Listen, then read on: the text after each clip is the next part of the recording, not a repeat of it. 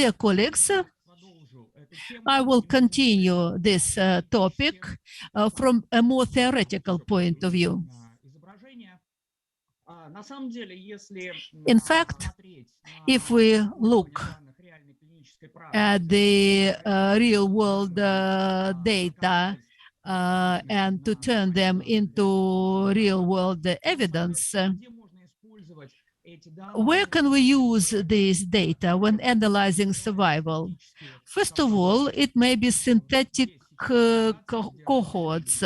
There are publications, there are approvals on the basis of trials without control.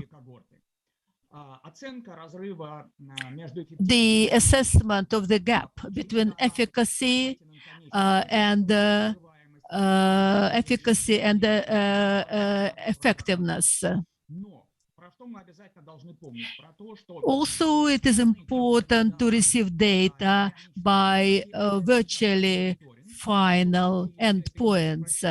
It is general survival when we get a permission to introduce them into the civil use.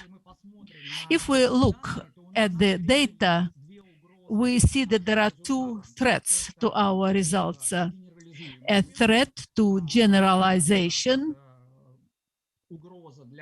This is a threat to classical clinical trials.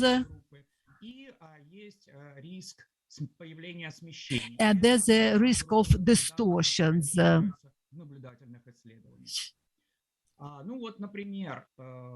For example,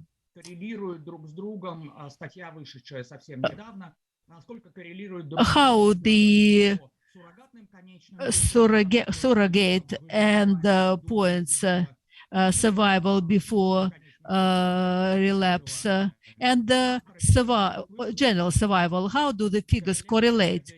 So I'm citing an article where they say that the correlation is minimal, but the things are not so bad. Here I show you publication of 2022. They used a large register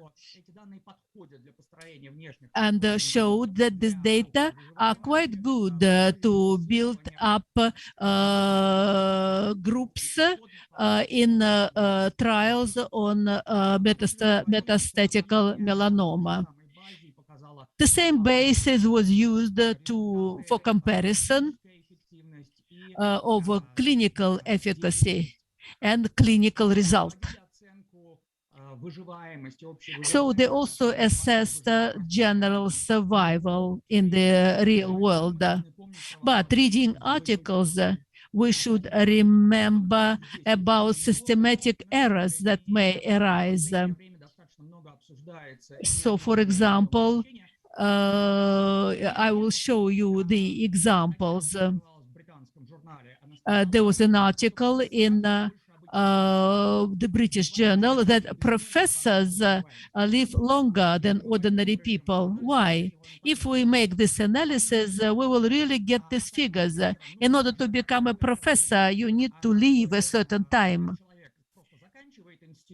And when the person just graduates,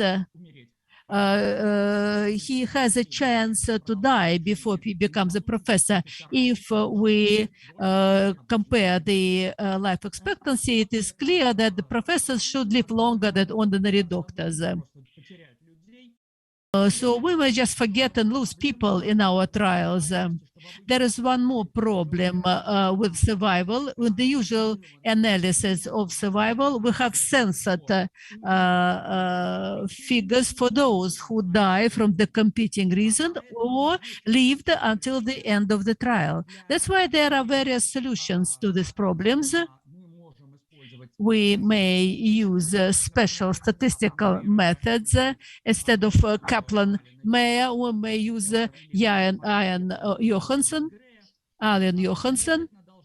We should take into account what we have variables on what variables we have on both sides that could not be measured. We should try to correct to those or to adjust to those that can be corrected. Here you have corrected Kaplan-Meier lines.